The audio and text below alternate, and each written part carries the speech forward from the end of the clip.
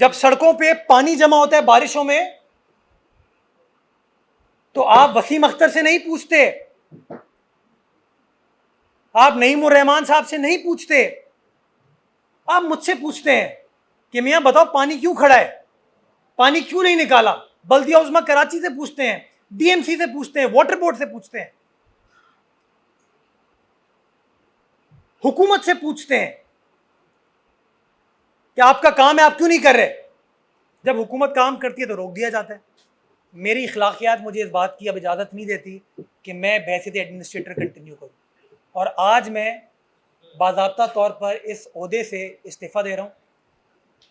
मैं कंटिन्यू नहीं कर सकता इस ओहदे पर जब लोग इस तरह की साजिशें क्रिएट करें, इस तरह के इम्पेडिमेंट्स, रुकावटें क्रिएट करें। कौन सा कानून रोकता था वसीम अख्तर को सड़क बनाने से, पार्क बनाने से। ये जो मीना बाजार की रोड है, ये बिल्कुल गढ़ है ना एमक्यूएम का। केएमसी एमक्यूएम के पास थी, डीएमसी एमक्यूएम के पास थी, क्यों नहीं बनाई उन्होंने। इख्तियारात नहीं है, इख्तियारात नहीं है। ओ भाई, इख्तियारात, कानून कहते हैं सड़क बना सकते हो, प्लेग्राउंड बना सकते हो, पार्क बना सकते हो, किसी ने नहीं रोका आपको। ये नहीं है। आप फैसला करने से पहले जमात इस्लामी से भी मशावरत कर लें, पीएसपी से भी मशावरत करें, एमक्यूएम से भी मशावरत करें, पीटीआई से भी मशावरत करें, फिर तमाम जो लोग बैठे हुए हैं, आप साफ़ी हजरात, आपसे भी मशावरत करें, जज साहिबान से भी मशावरत करें, उसके बाद फैसला करें। क्योंकि ये नहीं हो सकता कि आप फैसला करें, एक साल मेहनत करें, और मेहनत करने के बाद जब फल आना शुरू होगा कि शहर पैरों पर खड़ा होगा तो आपको रोक दिया जाए। ये नहीं हो सकता। मैं बताना चाहूँगा, बल्दिया उज़्मा कराची जो टैक्स ले रही है, यही फी पीटीवी का लाइसेंस फी की मद में हर कराची वाला के इलेक्ट्रिक के जरिए देता है 100 रुपए। कभी किसी सियासी जमात ने, जमात इस्लामी हो, एमक्यूएम हो, पीएसपी हो, पीटीआई हो, किसी सियासी जमात ने यह नहीं कहा कि भाई पीटीवी को पैसे क्यों दे रहे हो 100 रुपए। लेकिन बल्दिया उज़्मा कराची अगर 50 रुपए लगा दे तो लोगों को पसंद नहीं आती बात ही। मैं ये भी बताना चाहूंगा कि मुस्तफ़ा कमाल के ज़माने में ये टैक्स 5,000 रुपए था। 200 रुपए से स्टार्ट होता था और 5,000 रुपए तक जाता था। कितना? 200 रुपए से स्टार्ट होता था और 5,000 रुपए तक जाता था।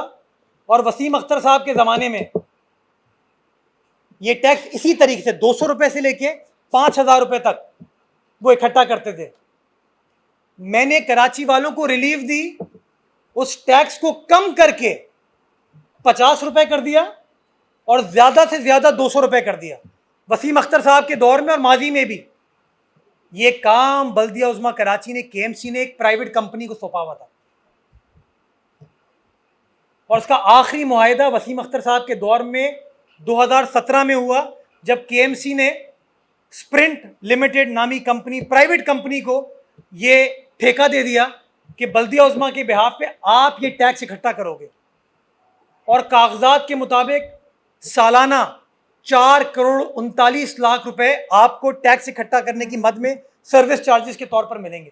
यानी कि 20-21 करोड़ रुपए इकट्ठा होगा, 4.5 करोड़ रुपए दे दिया जाएगा। तो केएमसी के अकाउंट में कितने पैसे आएंगे? 16 करोड़ रुपए। मैंने जेब से मोहब्बत नहीं की, मैंने केएमसी से मोहब्बत की,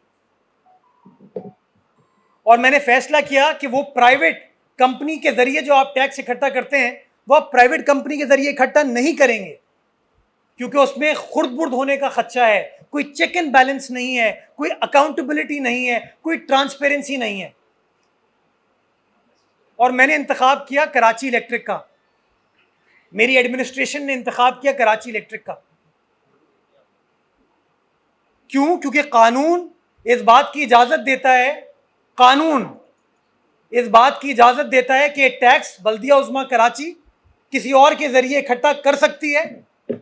और माजी में मैंने आपको मिसाल दे दी कि वसीम अख्तर साहब के दौर में भी ये स्प्रिंट प्राइवेट लिमिटेड नामी कंपनी से के जरिए टैक्स इकट्ठा किया जा रहा था। मैंने सिर्फ डिफरेंस क्या किया कि यार ये प्राइवेट अब लेन देन नहीं होगा, ये सरकार के जरिए काम किया जाएगा।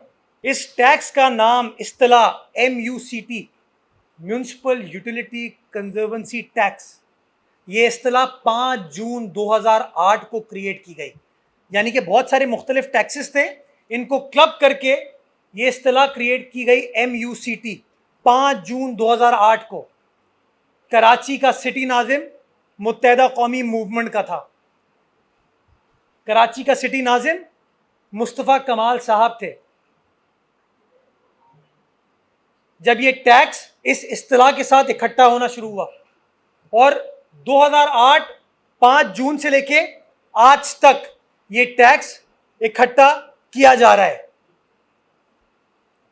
वसीम अख्तर साहब कहते हैं ना, ये क्या कैसे टैक्स लगा दिया मुर्तज़ा वहाब ने। वसीम अख्तर साहब के 4 साला हुकूमत में जब वो माशाल्लाह केएमसी के मेयर थे, मैं रिकॉर्ड पर लाना चाहता हूं, ये टैक्स लगा हुआ था और केएमसी का टारगेट था कि साल में 1 अरब रुपए इकट्ठा करें। 1 अरब। और केएमसी इकट्ठा करती थी कितना? 21 करोड़ रुपए, 20 करोड़ रुपए एक साल में। अदालतों के फैसलों का एहतराम सराखों पे, अदालत का मैं एहतराम करता हूं। अदालत का फैसला आ गया है, केएमसी खुद इकट्ठा करेगी, यानी कि किसी की जेब में पैसा जाएगा, केएमसी के अकाउंट में पैसा नहीं आएगा।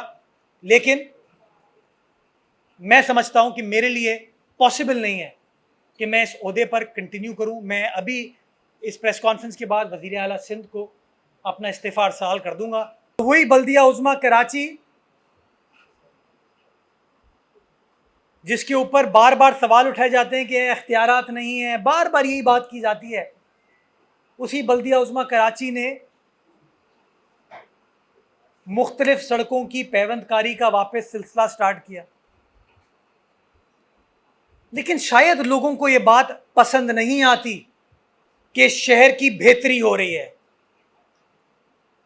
अगर बलोच कॉलोनी एक्सप्रेस वे बल्दिया उज़्मा कराची बना रही है, जिसे आप सब में जितने लोग हैं शहर के, लाखों अफराद डेली गुजरते हैं, लेकिन वो सड़क तबाहाली का शिकार है।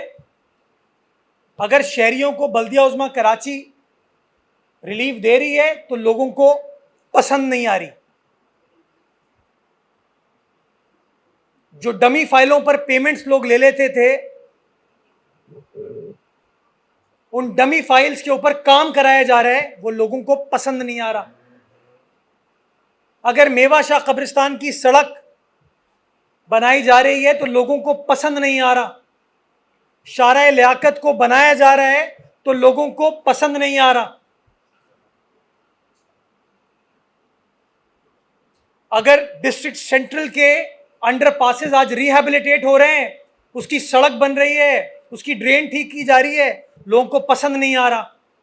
अगर आईसीआई ब्रिज वापस बनाया जा रहा है, टूट गई है सड़क, इंफ्रास्ट्रक्चर गिर रहा था उसका, लोगों को पसंद नहीं आ रहा।